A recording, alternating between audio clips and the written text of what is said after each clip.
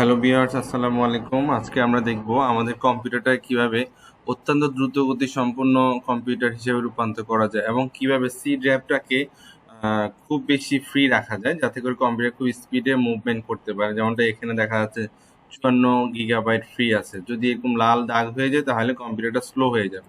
তো ফ্রি রাখার জন্য কিছু প্রক্রিয়া আমরা অনুশীলন করব এবং কিভাবে কম্পিউটারটা অধিক ফাস্টে চলবে সেটা আমরা দেখব। তো আমরা শুরু করি কিভাবে আমরা কম্পিউটারটাকে ফাস্ট করব এবং সি ড্রাইভটা খালি রাখবো সেই প্রক্রিয়াটা শুরু করি। তো আমরা শুরু করতে হলে প্রথমে কিন্তু স্টার্ট বাটনে যেতে হবে।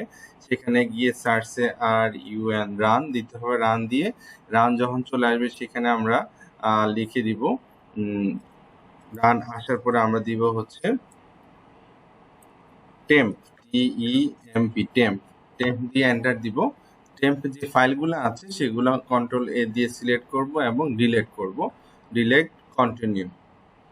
তাহলে টেম্পগুলো ডিলিট হয়ে গেলে তখন আমরা আবার যাব সার্চ অপশন থেকে রানে যাব। রানে গিয়ে আবার আমরা টেম্প শুরুতে পার্সেন্টেজ দিব টেম্পের আগে, তারপরে আমরা শেষে পার্সেন্টেজ দিব।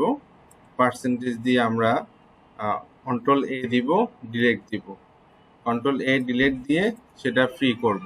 ঠিক আছে, কন্ট্রোল এ ডিলিট দিয়ে সেটা ফ্রি করব। তারপরে আমরা যাব হচ্ছে আবার রানে যাব। আবার রানে গিয়ে আমরা রানে ক্লিক করব। রানে ক্লিক করে আমরা এখানে দিব ফ্রি প্যাচ। এখানে আবার আমরা ফ্রি প্যাচ দিব, কি PREFE, প্রি প্যাচ দিব, এন্টার দিব। প্রি প্যাচ যেগুলো আসবে সেগুলো আমরা কন্ট্রোল এ দিয়ে সিলেক্ট দিয়ে ডিলিট করে দিব। যদি যাবে না সেটা আমরা স্কিপ করে দিব, সেগুলো রানিং ফাইল আছে।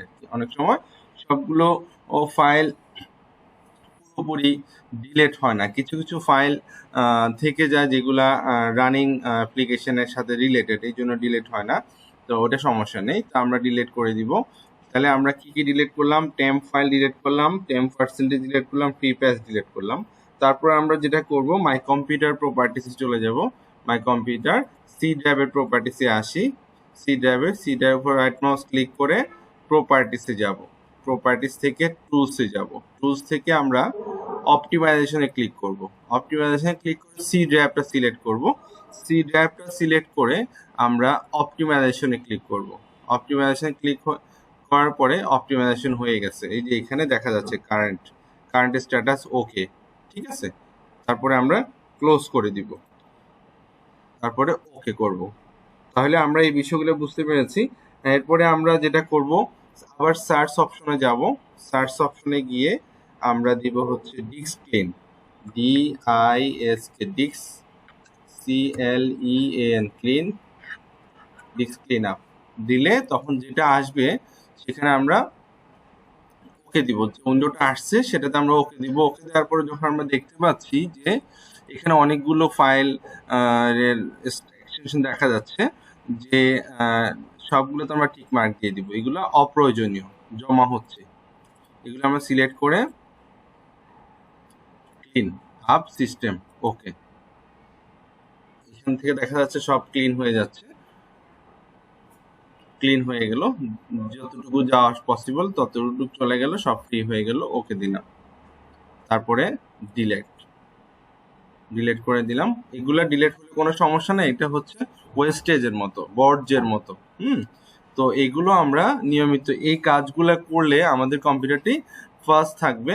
তো আমরা নিয়মিত কম্পিউটার ফাস্ট থাকবে এবং আমাদের সি ড্রাইভটা ফ্রি থাকবে। হ্যাঁ, আরেকটা বিষয় আমরা দেখি, যেটা হচ্ছে অনেক সময় অপ্রয়োজনীয় কিছু সফটওয়্যার আমরা ইনস্টল করে রাখি, যেটা আমাদের নিয়ে থাকে, জায়গা নিয়ে থাকে। তো অপ্রয়োজনীয় সফটওয়্যারগুলো আমরা আনইনস্টল করে দিব। সেই জন্য আমরা কি করতে হবে, প্রথমে কন্ট্রোল প্যানেলে যাব। কন্ট্রোল প্যানেল থেকে আনইনস্টল অপশন খুঁজে বের করি, কোথা থেকে আনইনস্টল করতে হবে। আনইনস্টলে এই যে প্রোগ্রাম ফিচার্সে ক্লিক করলে আনইনস্টল অপশন চলে, এখান থেকে আমার যে সফটওয়্যারটা অপ্রয়োজনীয় সেটা আমি আনইনস্টল করে দিব। যে আমার ডেস্কটা আমার দরকার নেই, আমি আনইনস্টল করে দিলাম। তাহলে আমাদের এখানে প্রায় অনেকটুকু জায়গা ফ্রি হয়ে গেল। এইভাবে আমরা দেখে আমরা আমাদের অপ্রয়োজনীয় সফটওয়্যারগুলো মুছে দেব, তাহলে আমাদের জায়গা সেখানে ফ্রি থাকবে। তো বন্ধুরা বুঝতে পেরেছেন আমাদের আজকের যে টিউটোরিয়ালটা, তো আমরা সেই অনুযায়ী নিয়মিত অনুশীলন করব এবং আমাদের কম্পিউটারটাকে ফাস্ট রাখবো। যদি আমাদের ভিডিওটা ভালো লাগে তাহলে আমাদের চ্যানেলে সাবস্ক্রাইব করবেন এবং ফেসবুক পেজে ফলো দিবেন। ভালো থাকবেন।